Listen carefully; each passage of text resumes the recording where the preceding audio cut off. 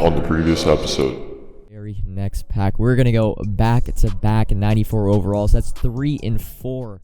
What is up, YouTube? Welcome back to the channel. Episode 104 of the No Money Spent. We got gameplay, we got some content news that we got today. But first, as a responsible YouTuber, I think I should start plugging my social medias a little bit more. So make sure you follow my Twitter. I'm going to try to be tweeting out more, kind of my initial thoughts on content and everything. So same as my YouTube, Joe Bruin. And then I kind of messed up the shout out in yesterday's video. But Frosty Bucks, he's actually the one that made my new kind of logo, because I didn't really have that good of a logo. He made it out of the kindness of his heart. So I'm going to put his Twitter link in the description. Make sure you give him a follow. If anything, follow him. Don't follow me. He is more important. But actually hopping into the legendary content that's dropping tomorrow, we got Jermichael Finley. I wouldn't really consider him an NFL legend in terms of football, but 92 speed, so he's now tied with Evan Ingram as the second fastest stock speed tight end in the game. And then Reggie Nelson, big thing to note, Bengals, and he is Raiders theme team, so it only gets a little bit better. But 93 speed is zone archetype. This is a really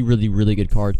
Fortunately, with Legends and the way they are, the first weekend they're in packs, they're just really overpriced. So I won't probably be picking up both of the or any of these cards this weekend, but next weekend we'll definitely be picking up Reggie Nelson. And then kind of this was an aftermath of Reggie Nelson's announcement, the first campus hero to kind of get their second card of the year, and his 89 overall campus hero shot from about 30,000 coins to 82,000. It's kind of why we're targeting Reggie White, Derek Thomas, Trevon Kearse, Brian Dawkins for the Christmas promo. We've seen now, basically this is what will happen if those cards were to get a second upgrade. If you actually want Reggie Nelson though, simply just buy 3 campus heroes, do the set, and then sell Reggie Bush, and then just choose Reggie Nelson as an end cat. If you actually want Reggie Nelson for your team, will save you about 50-60,000 coins than buying the 89 for about 90,000 coins. And then some other news, Madden, as the general account, tweeted out this kind of promotion or to get some media coverage of Madden. I don't know, it kind of, with the whole franchise thing, they need some good media coverage. But Peyton Manning kind of as a ratings adjuster, so maybe Peyton Manning gets a card a little later this year. And then for the yard bundle, my game actually kept crashing when I tried to go into the store, but Barry Sanders and Jerry Rice kind of have their exclusive yard bundle where you get like a MUT uniform, some yard items, everything. But kind of the takeaway from this is every yard player that's gone kind of a bundle. We've seen Lawrence Taylor, Ed Reed, where they pretty much get a card like a week or two later in some sort of Madden content. So probably Jerry Rice, Barry Sanders gonna be getting cards over the Christmas promo, so I don't know about that. Hopping in now to kind of today's content on what the plan is. Well, we did not get a content or an odds boost in the pack, so looking towards probably Wednesday season 2 to get that odds boost. In terms of the limited time cards, what am I targeting for today? Well, DeAndre Swift actually went down to about 360k very early Friday morning. He's kind of rebounded back up to 420. I think really anything under 400k for DeAndre Swift and anything under 500k for Kendall Fuller are solid prices. For limited time cards though, this weekend you have to understand we probably do not want to hold these cards past Sunday night. So the overall ceiling of these limited time cards is very limited. So I'm probably not going to buy like 5 of each. I'm probably going to buy 1 or 2 at most. They're not the best cards. We're going to be buying tonight, and really we only have Saturday and Sunday to sell. In terms of my binder, like what do I still have? Because my coins, they're creeping up at 20 mil now. I have the only card basically I'm holding. The only card that I have in my binder that I'm holding is Kyler Murray's 87 team of the week, just because it's so rare. Anytime I see it under 17k, I scoop it up and I sell if he goes above 30k. Have 6 JPPs, was able to sell 1 of my 7 off for 675k yesterday. Of course, I bought these all on an average of about 530k, so we're making solid profit on him.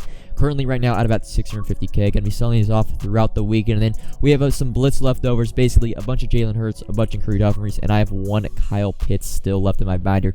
Should have easily over 25 mil going into kind of the new fresh week season 2 Christmas promo. So really excited to see where my coin count will be at the end of it. Of course, we still have legend sets to grind this weekend, team builder, so we'll see where our coins are at. But I want to give out an update to not really my lineup, my abilities, because going into this game I did switch up my abilities. I took off basically backfield master from Roger Craig, took off red zone threat from Kyle Pitts because I wanted to juice Bo a little bit. And there's a lot of toxic things you can do right now to be playing Madden. You can do the run commit glitch, you can do the RPO glitch. I think the least toxic of the toxic things there is the Bo knows X factor, and then I also run indoor baller on him, which basically means in a dome stadium, instead of 6 1-yard runs to get in the zone, it's only 4. So if you play in Pizza Hut Stadium, and a lot of people do, it's basically a way to get the 4 run. Basically, it requires now 4 1-yard runs in every game I basically play. So, and then I also equip backfield mismatch, so he catches the ball a little bit more better out of the backfield, because I don't necessarily run the ball a lot. I throw to my running backs a lot. So that's pretty much why I did those things with Bo Jackson. But actually hopping to this game, and this was the first weekend league game of the weekend. Madden had HD. I thought that was I thought I'd recognize that name. You know, it's very weird, like generic name. And well, he actually is a TikToker and a YouTuber. I'll put his YouTube in the description. Unfortunately, he doesn't upload that. I think his last upload was about a month or two ago, but he's got about 100K on TikTok. So knew this was going to be a dog fight of a game. And he's going to actually start on offense. He has got a little budget squad himself, but you got to really, the budget squads are the ones you got to be afraid of when you play Madden, because you know they're going to be really good if they have a very low overall team and they're in weekend league. I'm matching up with them. They're going to be a solid player. The first play from scrimmage, Zach Wilson is going to deliver a dime down the left side of the field and then hit Deebo Samuel, I believe. Not again, because Allworth was the first catch. So Deebo Samuel for his second catch. So 3 plays, and he's going to hit his running back now on this wheel route. I was kind of playing it. Derrick Henry going to make a play for him. And just like that, 3 plays, he's going to get a score up 7-0. And well, the first run play of the game for me, he did not use the run commit glitch. I'm like, all right, Bo Jackson, I'm going to have basically be able to get 2 to 3 yards every play. He's in dollar. But now you're going to see all his players collapse to the ball. Well, I'm not going to hide the run commit glitch from you guys as plays go on in the background. I don't run it personally. You're going to see it. You're going to run into it this whole entire weekend. There's so many videos on it, so I'm just going to tell you how it is. Basically, all you have to do is have 3 players rushing the passer or 3 players blitzing, and have your own user not be blitzing. So in a zone, run commit, and well, if your opponent runs the ball, your players will run commit. If they aren't, they'll just play normal coverage. And now, honestly, in terms of like toxic glitches in Madden, like the RPO glitch, in my opinion, is 20 times worse because you can't really do anything to stop it. The run commit glitch is a little bit like different because for me, it's not that bad as I throw an absolute Stevie, but I get bailed out on 3rd and 9. I think eventually I am going to get in the end zone after this. This was a great play by Pat, stepping in the pocket. This is what I mean about the run commit glitch. When they're run commit glitching, you basically know what pass coverage you're going to run. They're only going to be rushing 2 or 3. They're going to have maples both sides, and they're going to have pretty much 8 people or more in coverage. So you're going to have to basically take what the defense gives you. Real important when you're playing someone who does the run commit glitch is don't try to force the ball deep. You pretty much have to take your 2 and your 3 yard passes, because if you get stuck in a 3rd and 10, a 4th and 10, well, they have 8 people in coverage. You're probably not going to be able to you're going to have to get really lucky to have someone open more than 10 yards on the field. So make sure on 1st and 2nd down, you're hitting your checkdowns, you're hitting your flats. You don't want to get stuck behind the chains in a 4th down. But now this is a huge play. 3rd and 20, he had hit a seam route basically with Lance Allworth. So 4th and 10, I'm going to take my purple, basically my deep left safety. He's normally in a purple zone. I'm going to put him in a yellow zone to kind of take away that initial seam route.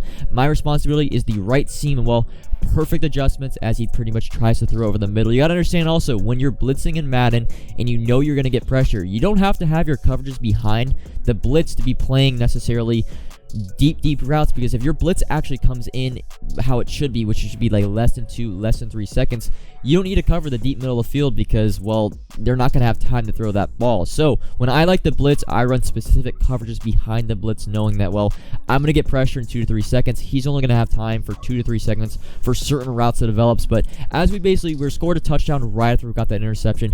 First play from scrimmage for him, I don't know what happened. I had Deion Sanders in a deep half. He was pressed, but I mean, Lance Allworth probably 92, 93 speed. Deion Sanders 96 speed. Don't really know what happened. All right, my pay to win team is letting me down completely. He's going to go for the 2-point conversion to kind of get +1 on the scoreboard from me. So it's 15-14 again. He's going to throw to his wheel routes a lot in the red zone. Remember that, because it's actually going to cost me later in the game. But we still have 2 minutes to go. We get the ball to start the second half, so we can double up right now. Basically, a field goal or a touchdown is a W. But again, I wanted to show this and emphasize it because I ended up running the ball a lot more times. But any times I tried to run the ball, did not matter. He was going to run commit, so I was basically only getting 2 or 3 yards. But Bo Jackson is going to be in the zone. Well, we caught him kind of when they are doing the run commit glitch. You can kind of quick hike him. They could be in the middle of adjustments, and you can kind of catch him off guard. But this is going to be the new run play for me in this. Auto hurl. Bo Jackson kind of with the run commit glitch. We can't really run the ball. The run plays now are going to be throw passes and quick passes to Bo Jackson. But we're going to get caught in 4th down and 4. We need a lot of 4th down and shorts, but luckily for us, he finally ran man coverage for the first time all game.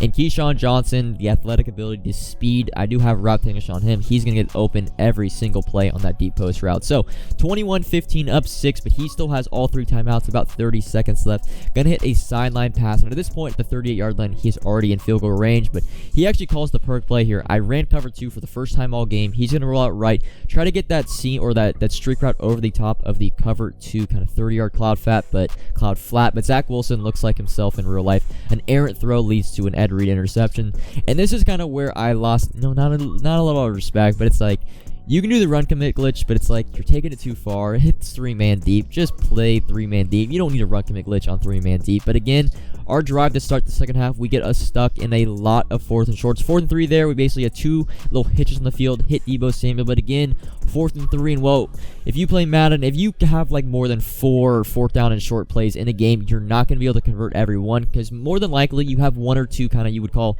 money plays where you know basically you've been saving the play all game to get 3 yards. But if you come down to 4th and 3 about 5 separate times, well, you run out of those plays, and that's pretty much what happened to me.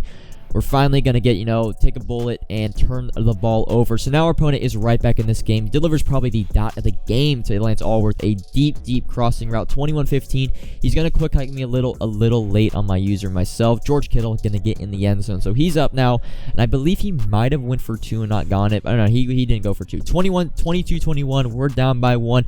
3rd and 8, and I kind of use a route that he used, a deep crossing route. It gets over the top of kind of a cover 2 cloud flat. So we're in field goal range, and normally if I was playing Madden, I would basically just run, chew clock, and kick a field goal, but of course we can't run the ball, so we're gonna have to actually end up passing the ball. Bo Jackson gets down to the 1-yard line, and well, Madden 22, the first week of December, if you try to run the ball against pretty much a comp player in the 5-yard line, you're not going to be able to run the ball because, well, their players run commit. So we're going to be stuck kind of in a 3rd and goal from the 6. We're going to run kind of a spacing concept where we just have a bunch of hitches on the field. Hopefully, if he runs a bunch of coverage, he's mapling kind of the sidelines and the middle of the field is open. And, well, Pat is going to make the right read. We're going to hit Tyreek Hill and get the touchdown. We're going to go for 2 to go up 7. Hit Roger Craig on the flat route. And just like that, we are up 7. So our opponent now down 7, needing a money drive. He's got not all 3 timeouts. He's got 2 timeouts. I've got 3 timeouts. First play, Lance Allworth over the middle of the field. Just like that, he's already at the 50-yard line. Skip ahead a couple plays. And this is the play I kind of wanted back. I felt like he made a mistake. Jesse Bates could have basically done a Superman acrobat animation, gotten the pick, but he's going to pick that up. We're going to fast forward a couple more plays, and our kind of aggressive red zone defense is going to bite us in the butt, and Tyreek Hill's seam route is going to get the touchdown. Not going to go for 2, so 29-29, and again, the run commit glitch. I actually had X wide open, but I was so focused on my kind of high-low read on the right side. That's all I was basically looking pre-snap. So we're going to hit Kyle Pitts, actually stay in bounds. We're going to go no huddle. We don't need to call timeouts, right? We only need 3 points. Need about 20 more yards from Matt Prater to get in the field goal range. He's going to send 3, kind of get stuck on a D lineman, and that is going to be his kind of, I don't know, basically the game, because we're able to hot route Deebo Samuel. I'm going to celebrate a little because I did not enjoy going against a run commit the entire game. Wanted to get Bo Jackson a little bit more involved, and that's going to be all for our opponent. So a very sweaty weekend league game. So the first weekend league game of the weekend. Yes, I'm actually Joe Bruin playing some weekend league. Yeah, I'm about 3 or 4-1 right now in weekend league. I actually lost the very next game to someone clearly not on the same level as our opponent this game. So I'm going to actually be playing some more games because, well, we don't have content this weekend. There's not a lot to do, so I have some extra time to play some weekend league. Haven't played in a while, so that's pretty much what I've been doing this weekend. More information, Legend Set video will be out tomorrow morning, probably around 10-11 Pacific Standard Time, maybe a little bit earlier. Set the alarm for 7 o'clock West Coast time because I can't record the footage for the Legend Set method until Saturday when the Legend Set method actually starts working. So I can't pre-record the footage, so I gotta basically wake up tomorrow morning, take the footage, and upload the video. That'll be out tomorrow around 10-11 p.m. Pacific, or not, a.m. Pacific Standard Time, and then I believe Zero Chill kind of prediction video will be out Sunday. That's kind of the content schedule for the next 2 days. But I hope you guys enjoyed the video. Of course, Madden kind of holding us back. Not much content this weekend, but that's going to be all for episode 104. Subscribe, like, comment if you have any questions. Link to the Discord to kind of learn more about the market. We're always in there, free to join. And until tomorrow, peace.